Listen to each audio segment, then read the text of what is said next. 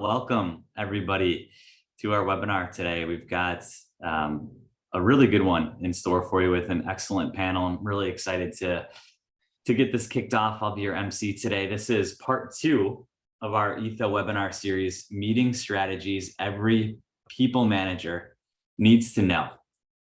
That's a mouthful, and it's a big opportunity for us. I think a lot of people assume a lot of meetings could be emails, but I assure you, Ari and Anthony are going to change your mind today about making these meetings mean something to us. And so this is really something that we feel like every people manager does need to know.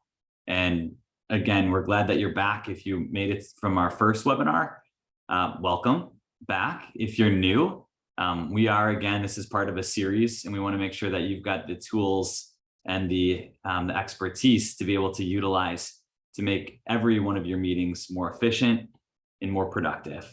So this is going to be an interactive webinar. We always want our webinars to be in the moment. If you've got questions, please leave comments and questions in the chat, and we will be sure to address those.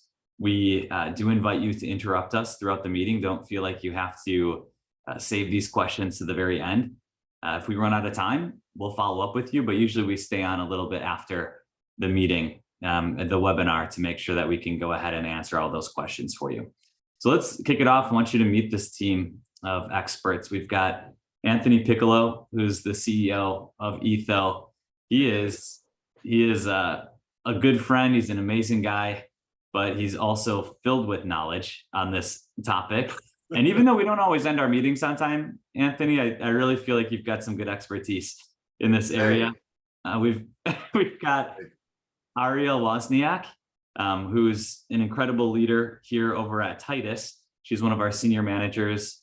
I've seen her run a really good meeting at least one time before, so she's got some great experience in this area. And then my name is Mike Kinsey. I'm our VP of our talent optimization division at Titus. I'll be your MC, like I mentioned, for the next 30 minutes. So just to give you a quick intro on Etho, and this is the tool that you're seeing in the background that we're going to be leveraging to use this meeting. You see the clock going down and making everybody, especially me, nervous that I'm talking too much. But this is to make sure that you start the meeting on time, end the meeting on time, and be respectful of everybody that's here. And we want to do that for you today. The mission of Etho is to make sure that there is an all-in-one platform to manage your people, your projects, and progress. And speaking of progress, and the best way that you can progress your organization is to make sure that your day-to-day meetings are up and running and that they're going to be meaningful for us. And so again, meetings are a very critical component for businesses. And we're going to be going over several different ways in which we show how crucial they really are. So we're going to go through how to maximize the number of meetings that you have. And then when you have those meetings in place, how do you make sure that you maximize their value and their impact?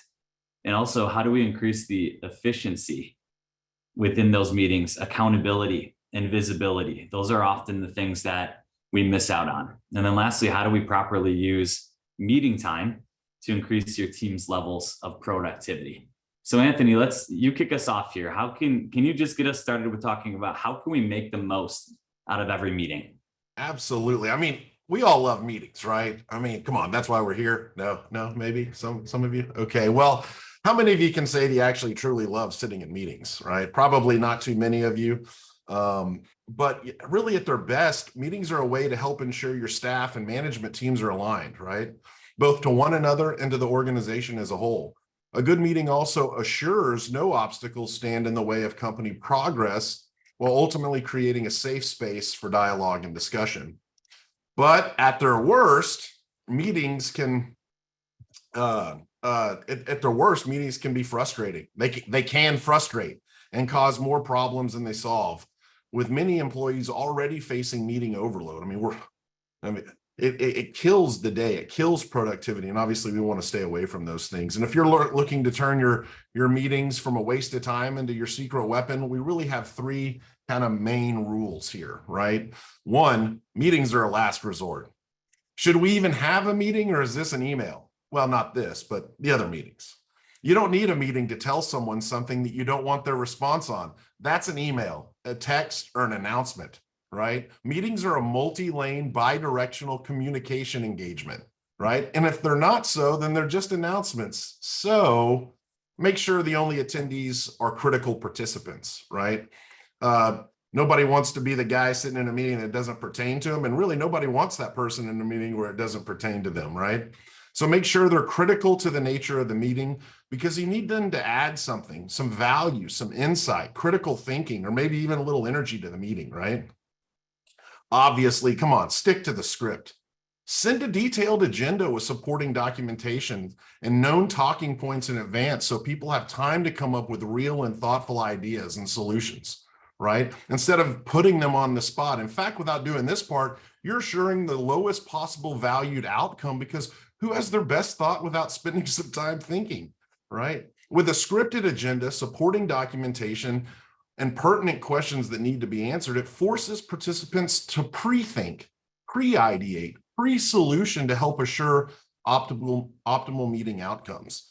And you can see this now in our application here in Etho, right? Everybody knows what they're walking into. You can see the topics and the questions that'll be covered in advance. And then lastly, we want to record, respect, and recap. The best way to keep everything is by keeping a record, right? Record, love that wordplay. And you're high tech if it's automated like it is here in Etho. Otherwise, you need to make sure you have someone taking detailed notes with a good outline system, right? That can be shared and sent out immediately to meeting participants or those that missed the meeting. And you want to respect everyone's time. You can do that through sticking to the agenda and the preset times for topical discussion. And like here in Etho, like Mike mentioned, a running count of time. How much time are you spending on each section? A count sure helps to do that. And keep note when someone detours the discussion. Sometimes detour thoughts need to be taken in a moment. Sometimes they need to come back. We need to come back to them in general Q&A time, or they never need to be spoken of again. If you have a great way to keep track of those detours and meetings, it promotes less detours. And when you do take them, that are helpful and on point. And guys, don't be afraid to end a meeting early. I mean, if you've crushed your meeting goals and discussions and action items, you don't have to re-segue, okay? Say goodbye. Thank you for your time. Adios, right? And then you can't forget the recap. And you really can't recap without recording. So send the meeting notes out immediately with a recap of action items that come from the meetings that specify who's responsible for what and when. And look, guys, the recap's so important. It really does speak to meeting efficiency, accountability, and visibility. Ari, I think what do you want? Yeah. You got something? Yeah. I would love to jump in. First, I want to start off with saying that I love how Mike said, some people look at emails and they want to have a meeting. And one of the things that I realized as a leader is that I love talking to people. I love meetings. I'm someone who loves the back-to-back, kind of just like going through those meetings. And so I really appreciate a recap, as Anthony said, but I also just really appreciate meetings, but I recognize that not everyone does. So a majority of you, as Anthony's asking, like, are you someone who enjoys meetings? You're probably like, oh, you can just email me about that. And I'm like, no, call me, let's have a meeting, but we have to come to this common ground.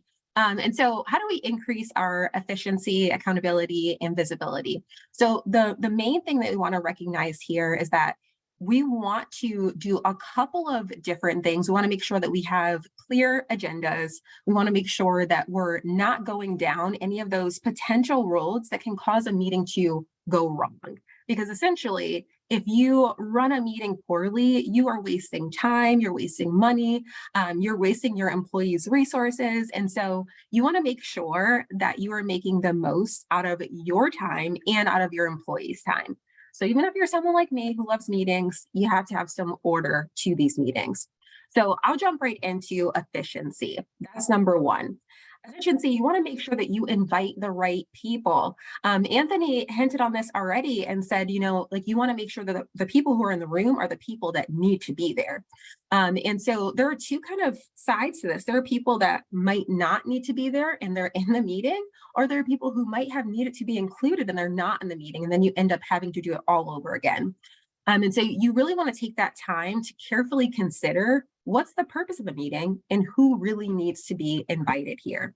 Again, there are often people in the room who don't necessarily need to be there, or people vice versa, who are not there that need you. So that's efficiency. There's also another point in efficiency that I'll touch on in just a moment. But let's move on to visibility. You want this to be visible to everyone. So as you're seeing here, we're going through our meeting, you're seeing that meeting agenda, but not only that, you want to define the objectives of that meeting and the outcomes. You want people to know what they're coming into. And the way that you do that is through visibility. So what should this meeting produce? What is the ultimate outcome of us all meeting together? Participants really need to understand the what and the why.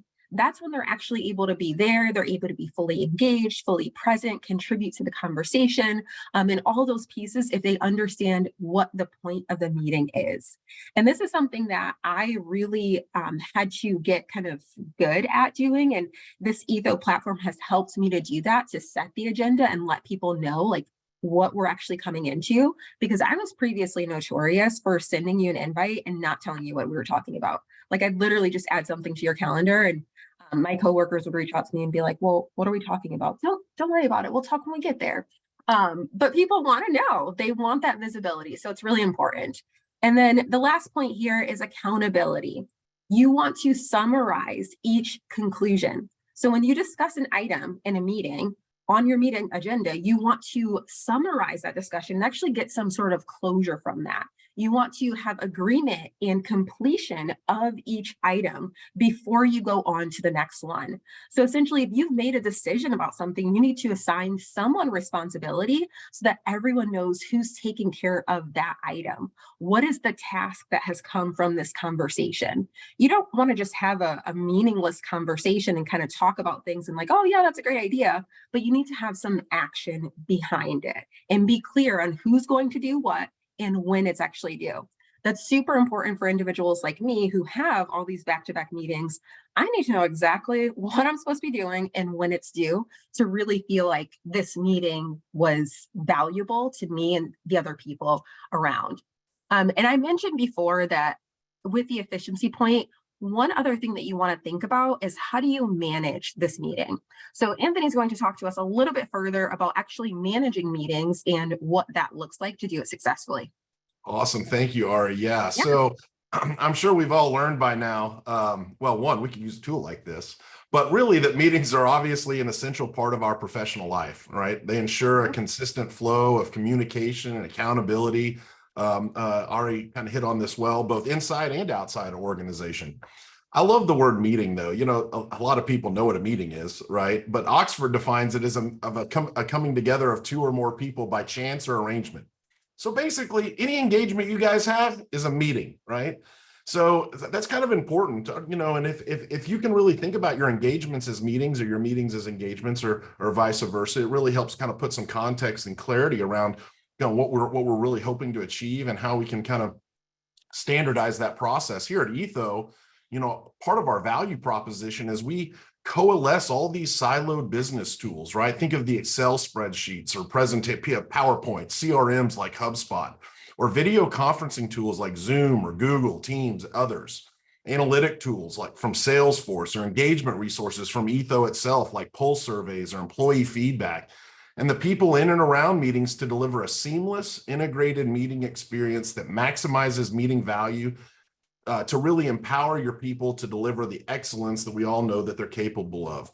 And yes, this webinar is a meeting, right? So to optimize the future of meeting efficiency, businesses are turning to meeting management systems like Etho. And guys, just because you use Teams or Zoom doesn't mean you have a meeting management system. That really means you have a meeting conferencing platform. And there's a big difference, right? Because well, we can think about all the Zooms we were having during COVID, and everybody's trying to figure out like, well, man, these meetings sure are taking a long time and not really getting much done, right? Tools like Etho really enable people in their organizations to enforce proper meeting preparation, standardize meeting procedures or agendas, and streamline attendee management and task management with real-time tracking, feedback, and shout outs, while automating the note-taking or recap processes to give those meetings real actionable value and staying power. And guys, there's just a ton of benefits, and we can't really hit on all of them. You're probably seeing quite a few in action right now, but But really, guys, look, there's a quick access to information in real time. We're showing that meeting agenda, your notes, minutes, scorecard, third-party data, can embed cool stuff like HubSpot or Salesforce, which I just mentioned, and more. Now, one of the big pieces here is how we're standardizing meetings, the standardization of how we conduct business, connecting how we engage internally and externally. Basically, almost like road mapping success for future or new employees or new promotees. Think of every engagement one has, whether you call it a meeting or check-in or review, customer meeting, vendor meeting, whatever. What was the best one ever? How can you replicate it? Well, with a tool like this, you can find those and clone those. And we'll talk more about that maybe in our Q&A session. And guys, finally here, just like this is a great webinar because we're collaborating, I think, well, but really drives improved collaboration through all the things we've already discussed, like automated tasks and their histories, because everyone who is a participant in a meeting has an agenda, has the agenda as it's made, has the data in real time. There's no attendee with some secret piece of data that wasn't pre-shared. Everyone gets to come prepared. And look, guys, it doesn't take a rocket scientist to know that prepared people collaborate much better than unprepared people walking into a meeting they had little insight to, right? So as we keep going here, look, there's no more storage hassles, no more siloed information. I think we've all kind of hit on that. No misplaced documents, and that means more time and real cost savings through paperless communications. We're all familiar with that concept, but this really delivers it in action and really unlocks opportunities for saving with real-time visibility into business performance or negotiation details and financial data all in one place. All right. Think of the best meetings you've ever had, the agendas and the topics. With the right meeting tool like Etho, you can clone that. How to conduct a review, what's the cadence, sales meetings and processes, how can they replicate and teach it? All of those things become synonymous with a tool like Etho in terms of executing excellence, right? And all of these things end up bringing fantastic analytic reports and dashboards to track and assess meeting success and parameters. Right? Because they're not so siloed. We have all of our separate meetings going on in a meeting platform. It allows us to aggregate all of this data across, right? So the scorecard from one meeting can be used in a separate department meeting and those objectives drill down to the person, the team, the department, the region. It could be anything, right? Individual, role, team, etc.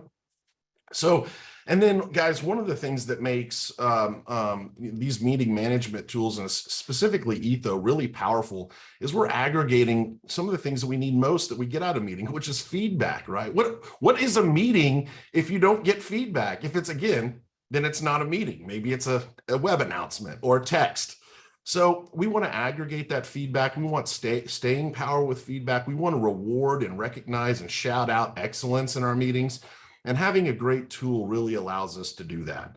So with that, Mike, your turn. Really good. No, thanks, Anthony. Before we jump into some of the more of the housekeeping items, I had a really good question come through from Nancy Fredericks on here. It says, I find accountability a big issue.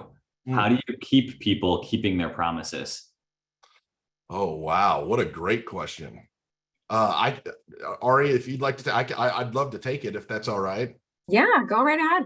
Well, one, we have one of our associates here, Jake, running the meeting, but having your to-dos right here in the meeting. In fact, it's one of the agenda items a little far down here. We had some agenda items right here, some tasks for this meeting. 3 of them are completed. It looks like one of these is for Jake, due next week. Post completed webinar video to socials, right? Actually, our tasks, our individual tasks, our group tasks, our team tasks, they all aggregate. They go in between meetings if you'd like them. They are separate to our own dashboard so we can track it. This helps us keep each other accountable to the things that we agree on. In our Q&A section here, if Jay goes to Q&A, let's just say one of these questions, one of these topics for discussion, looks like we've already got a few questions that have shown up here.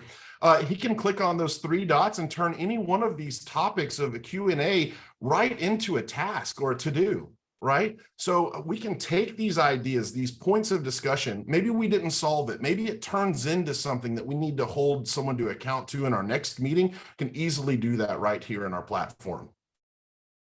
Yeah, Ari, I would ask you too. I know that we've used several tools in the past, but the methodology has always been similar with how we try to run our meetings and making sure that we are having some actionable items and then being able to hold people accountable to that. What has your experience been just with the process?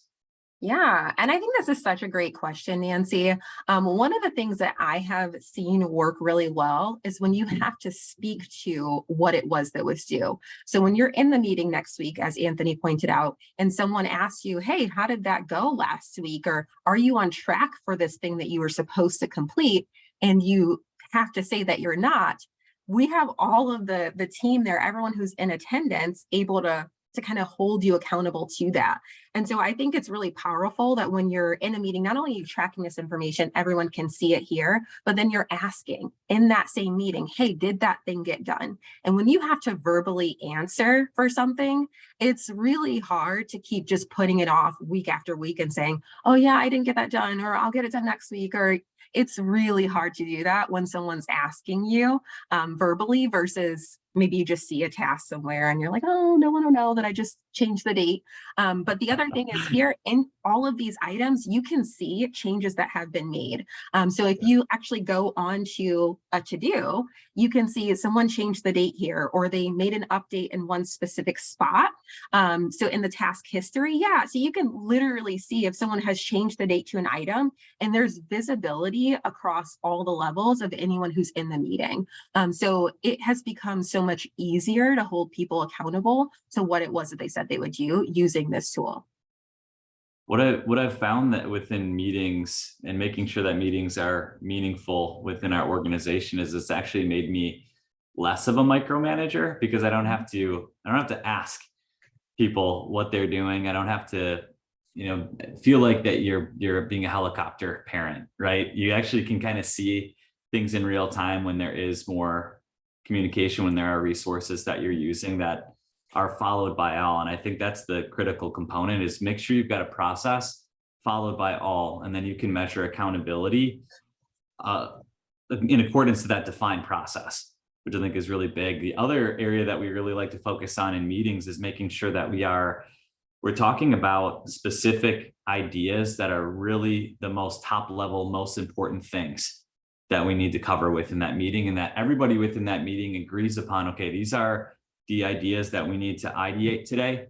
Let's talk through some potential questions, and let's discuss through those different ideas and different perspectives what needs to happen, and ultimately try to solve it. And solving it doesn't necessarily mean that it's gone from communication, but what happens is you might need it to do, or maybe it becomes a bigger project that's going to take a quarter for you to be able to work on. And then you need to be able to organize that information and create that within meetings to also revisit, to say, okay, within every meeting, let's start that meeting with the update on all of your different projects.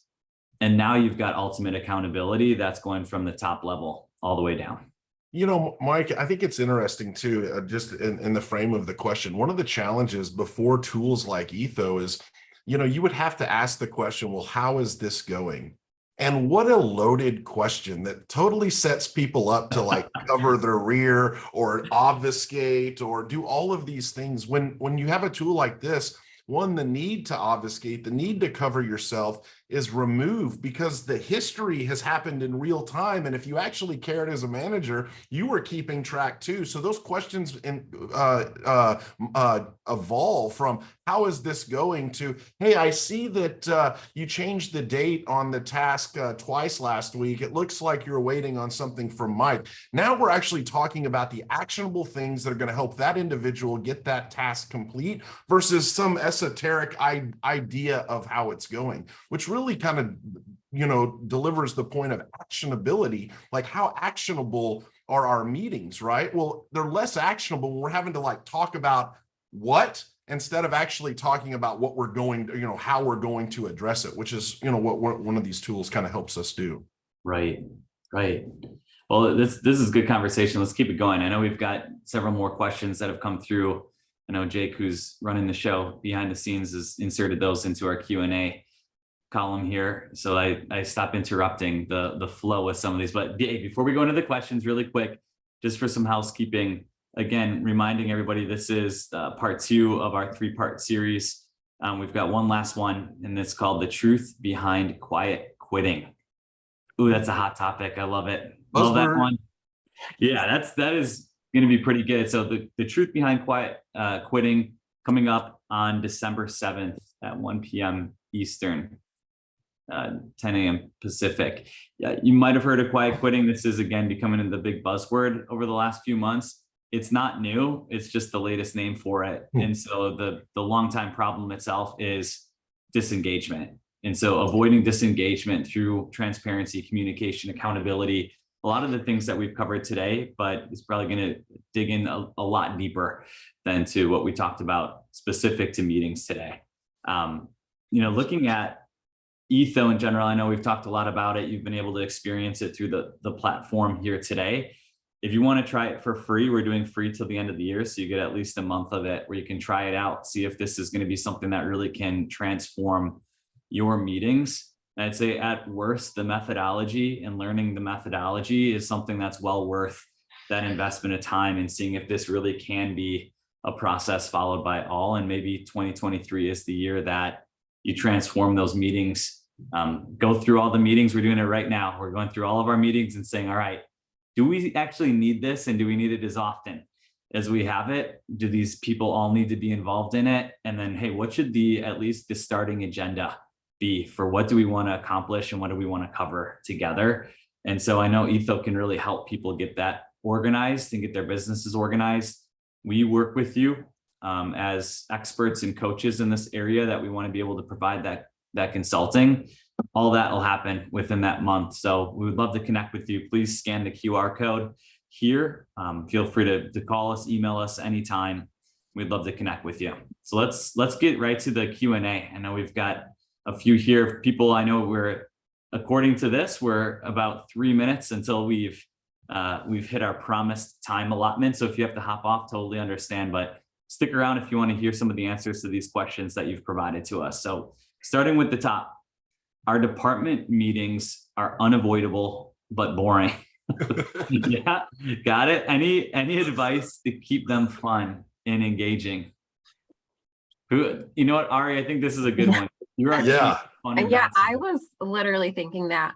So I am like the unofficial party planning committee on my team. I just love making things fun and making any opportunity just like an opportunity to connect and actually feel like you got something from that time together. And so one of the things that we do, and you'll see within the Etho platform, is a segue. Every meeting starts with a segue. I love a good segue. Basically, it's an icebreaker. You'll see questions that are auto-generated here. So what is the best gift you've ever received? And there's so many different types of questions that you'll get through this. And everyone just kind of goes around a little bit, popcorning around the room, and everyone gets to answer this question. Or if it's a smaller team, everyone can chime in. But this is really the opportunity to kind of get the walls down and get everyone to a place where they're like, okay, I know I'm going to now get into my productive mode, but let's start off with fun and then move into the work. I absolutely need a segue for every meeting. So I love it. And just food for thought, just a classic is what's a personal and professional highlight, right? Just like Ari said, get the juices flowing in the conversation, get people that are more introverted talking and warmed up, and it goes a long way. And just those endorphins are important for the meeting and ideation. Anthony, anything to add?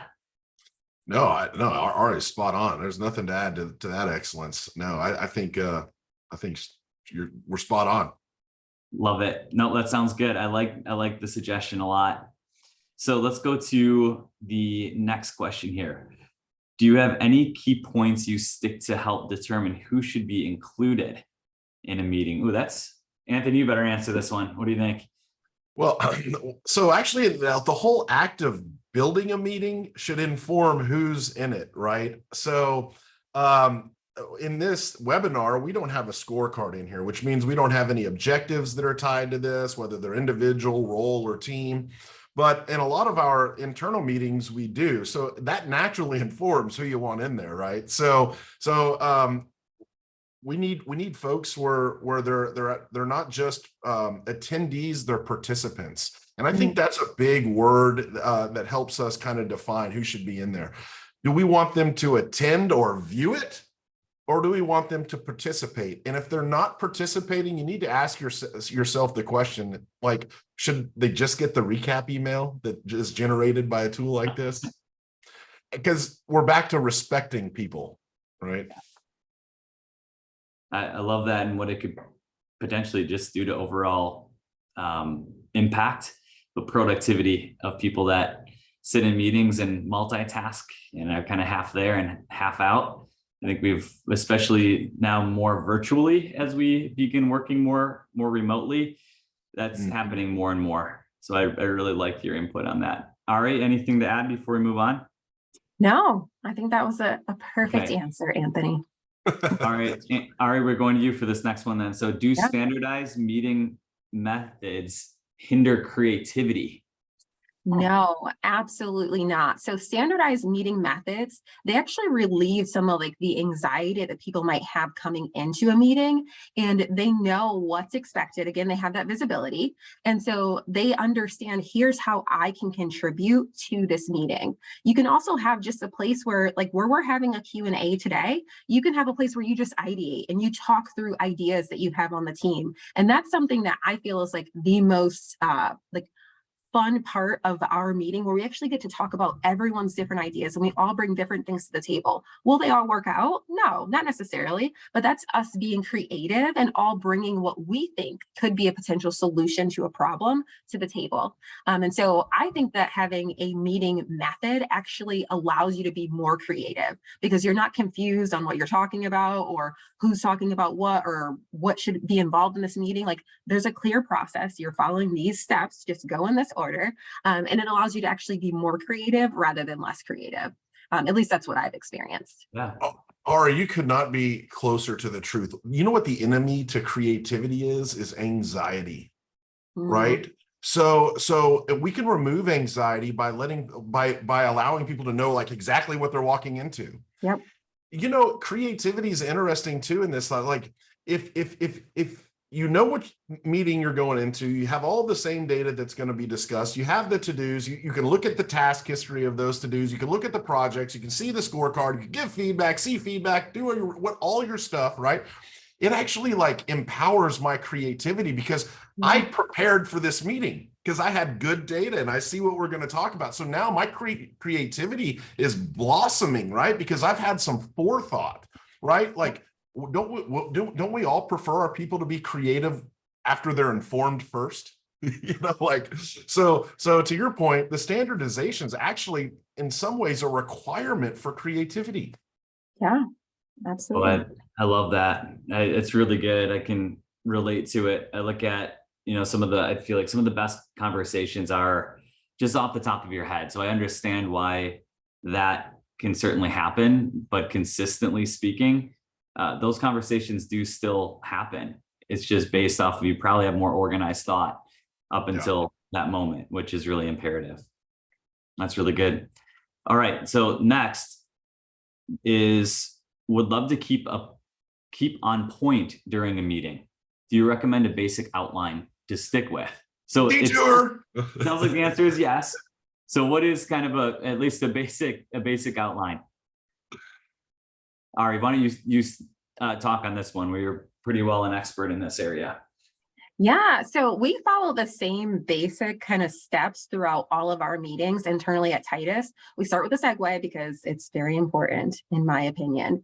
And then we like to go through the actual like shout outs within our organization. We want to talk about people who are doing amazing things. We want to just highlight people and really lift them up. That's one of the pieces of feedback that Anthony has been talking about over and over again. You can actually do that right within the Etho platform. So Jake's kind of hovering over that shout outs, but you can actually see that you can put in an employee's name right here. You can talk through some feedback for them, and they get an alert that you shouted them out, whether or not they're actually in the meeting. And so we do that. We also review our scoreboard. We want to see where we stand and where we are like in comparison to our goals as a team. And then we talk about those projects. the ones that you want to hold people accountable for. And we talk about where you are, if you're on track, off track, all those pieces.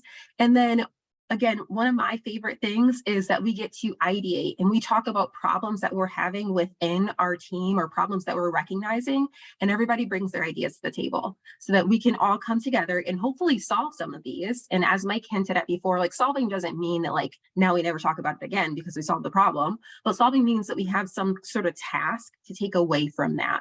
So we follow that same kind of like general structure to stay on point. And then at the end, we rate our meeting so that we can say, hey, I thought that this was a 10 out of 10, amazing meeting. Like we should do it like this every single time. Or maybe you thought it was a 7 and there are some areas that we can improve.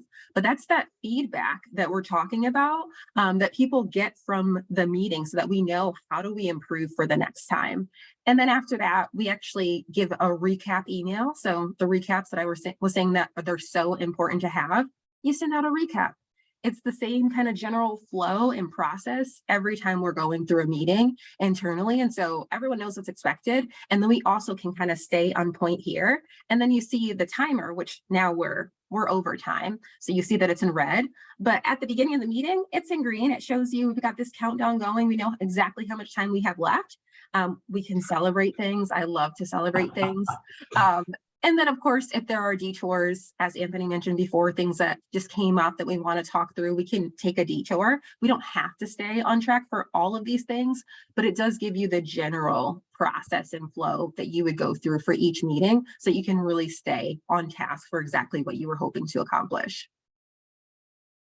That's great. The last one we may have indirectly answered here already, but let's make sure. Is there a method you would use to make sure assigned tasks from a meeting get done?